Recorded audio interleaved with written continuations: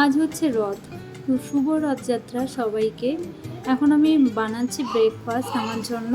একটু ওটস, কাজু আর এর মধ্যে একটু আম কেটে রেখেছি, এগুলো দিয়ে দিচ্ছি। আর দেবো একটু ঠান্ডা করা দুধ।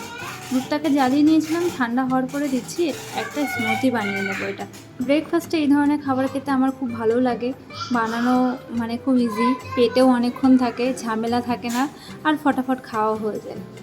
সারা যেদিন বাড়িতে থাকে আমিও সারাকে এইভাবেই স্মুদি করে খাওয়াই। হয়ে গেছে আমার স্মুদি বানানো, এরপরে রান্না বান্না আছে। সারাকে স্নান করিয়ে দিয়েছি, সারা স্কুল থেকে চলে এসছে। কালকের ভিডিওতে তো বলেইছিলাম আমরা আজকে মুর্শিদাবাদ যাব, তো সেই জন্য ব্যাগটা ওদেরকে মানে ফুল গোছানো হয়নি, সব রেখেছি। আর সারা এখানে টিভি দেখছে। ফটাফট খাওয়া দাওয়া করে আমরা রেডি হয়ে বেরিয়ে যাব। একটু আগে আগে বেরোবো আমরা। তো আমরা রেডি হয়ে গেছি, আর আমাদের ট্রেন হচ্ছে 4টায়, তাই তো? চিতপুর স্টেশন থেকে ট্রেনটা ছাড়বে, তো এখান থেকে আমরা একটু টাইম নিয়ে বেরোবো। বৃষ্টি বৃষ্টি হচ্ছে, এখন ওলা বুক করা হচ্ছে, এখনো পেয়েছ? Uber Uber. হুম হুম,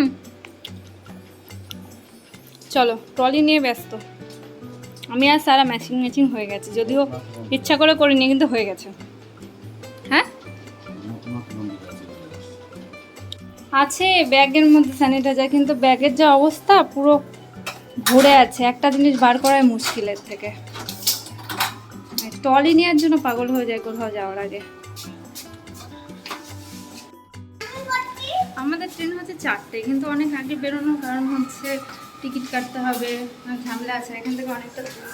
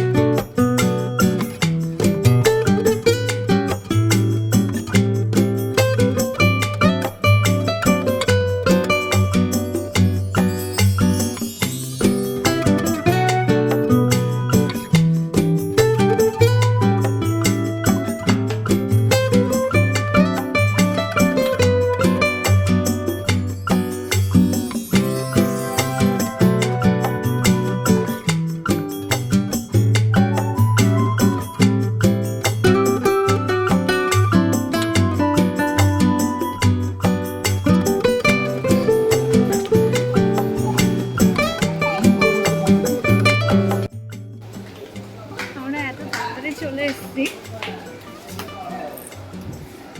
জ্যাম ট্যাম থাকবে, ওই জন্য আগে আগে বেরোই। রাস্তা ফাঁকা ছিল, আধ ঘন্টায় চলে এসেছি। অবশ্য খুব একটা বেশি দূরও না। আর এ ট্রলি নেওয়ার জন্য পাগল হয়ে যায় বাইরে বেরোলে।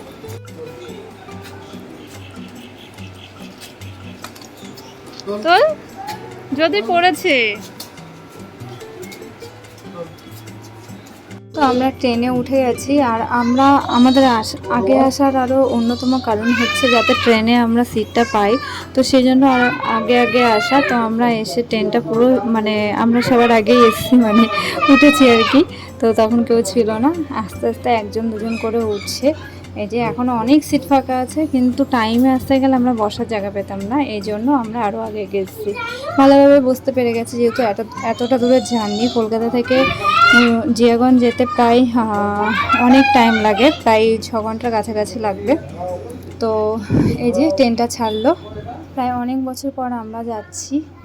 এত দূরে জানি তো, মানে সারা উঠেই আরও বলছে যে কখন পৌঁছাবো আমরা, কখন পৌঁছাবো। খুব এক্সাইটেড ঋষিক দাদাকে দেখবে, অনেক দিন দেখে না। আর সত্যি এত দূরে জানি, মানে উঠলে মনে হয় যেন যদি ফট করে কোনো কিছুতে কোনোভাবে পৌঁছে যেতাম। তো ঘুমানোর চেষ্টা করলাম ট্রেনের মধ্যে, ঘুম একদমই হলো না। এইভাবে আমার ঘুম হয়ও না। আমরা এখন অনেকটা দূরই চলে এসেছি। এই যে অনেক লোকজন উঠে গেছে, আরও লোকজন উঠবে। আর এটা হচ্ছে ধনধন্য এক্সপ্রেস। এই ট্রেনটা দাঁড়ায় হচ্ছে সবার ফার্স্ট ব্যারাকপুর, তারপরে হচ্ছে নৈহাটি, রানাঘাট, তারপরে মনে হয় কৃষ্ণনগর, পলাশী, আর তারপরে জিয়াগঞ্জ, এরকমই দাঁড়ায়। সারা থেকে ঘুমিয়েও গেছে, যেহেতু সকালে স্কুলে গেছিলো। আর স্কুল থেকে এসে ওকে ঘুম পাড়ানো হয়নি, একটু টিভি দেখে খাওয়া দাওয়া করেই আমরা বেরিয়ে পড়েছি। এই যে আস্তে আস্তে সন্ধ্যা হয়ে গেছে, কৃষ্ণনগর পার হয়ে গেছে আমরা। এবারেও উঠেও গেছে ট্রেনের মধ্যে। এতটা টাইম কীভাবে কাটাবো ওই জন্য হইচই একটা সিনেমা দেখছিলাম, চোখের বালি। চোখের বালিটা অনেক ছোটোবেলায় দেখেছি, কিন্তু অনেক দিন পর আবার দেখছি, মানে বেশ ভালো লাগলো। অনেক দিন পর দেখছি, সেই কোন ছোটোবেলা বলতে সেই বিয়ের আগে কোন একবার দেখেছিলাম, আর এই দেখছি। যাই হোক, এখন অপেক্ষা হচ্ছে কতক্ষণে পৌঁছাবো।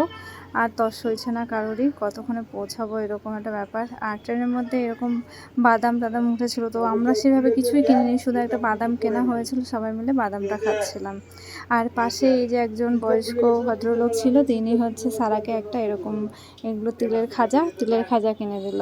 মানে ও যেখানে যাই ফটফট করে, তো ওই জন্য হুট করে ও কাউকে খুব আপন করে নেয়, ওকেও সবাই আপন করে নেয়, তো ওই জন্য ওকে কিনে দিল। ও তো ওগুলো খাই না, অত পছন্দও করে না, তো ব্যাগে রেখে দিলাম। আমারও অতটা ভালো লাগে না, কিন্তু লোকটা অনেক আশা করে দিল। তো আমরা জিয়াগঞ্জ নেমে গেছি। এই যে রিক্সা ধরে নিয়েছি একটা, এখান থেকে যেতে ওই 10 মিনিট মতন লাগে, 10-15 মিনিট লাগে স্টেশন থেকে ওদের বাড়িতে যেতে। হয়ে গেছে এখন, সারা 2 বছর কম হলো তারপরে আসলাম।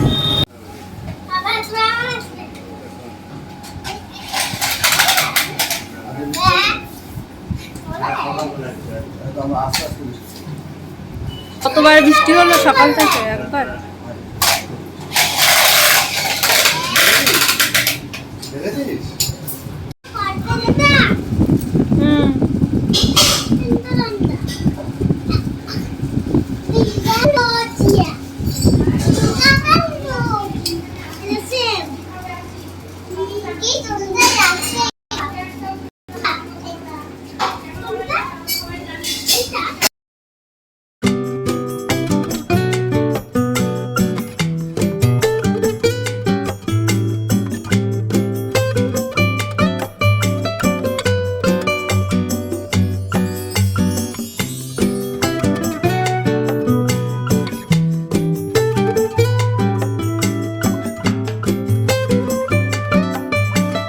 নতুন স্কুটি, নতুন স্কুটি, আর এটা হচ্ছে পুরনো বাইক। ওই বাইকটার দাম বলেছে 22,000। 22,000। আমরা এখন স্কুটি নিয়ে একটু ঘুরতে বেড়াচ্ছি, নতুন স্কুটি, এই জন্য।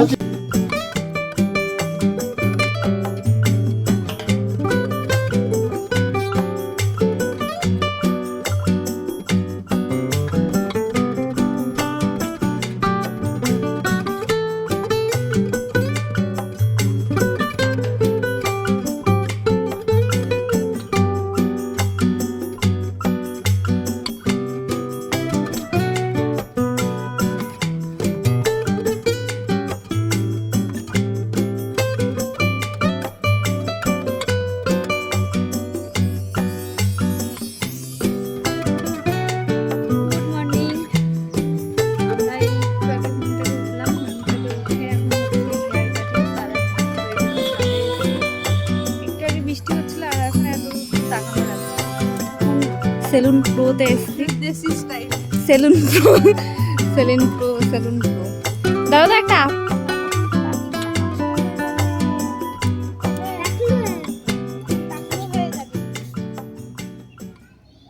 ওখানটা কাটবে না। তো পূজাদের ছাদে অনেক গাছ লাগিয়েছে, বেশ সুন্দর ফুলও ফুটেছে। এই যে নীলকণ্ঠ, আর নীলকণ্ঠ গাছটা খুব সুন্দর করে লাগিয়েছে, আমার খুব পছন্দ হয়েছে। আমি একটা ভিডিওতে দেখেছিলাম এরকমভাবে। তো এখন একটু সারাকে ওর হোমওয়ার্কটা করাবো, যেহেতু সোমবারে স্কুল আছে আর আমরা রবিবার রাত্রে হয়তো পৌঁছাবো, তো ওই জন্য ভাবলাম হোমওয়ার্কটা করিয়ে নিয়ে আমি নিয়ে এসেছি। আজকে ভিডিওটা বেশি বাড়াতেই পারলাম না, কেমন হলো অবশ্যই জানিও। ভালো লাগলে লাইক করো, কমেন্ট করো, চ্যানেলটি সাবস্ক্রাইব করে পাশে থাকো। Bye bye.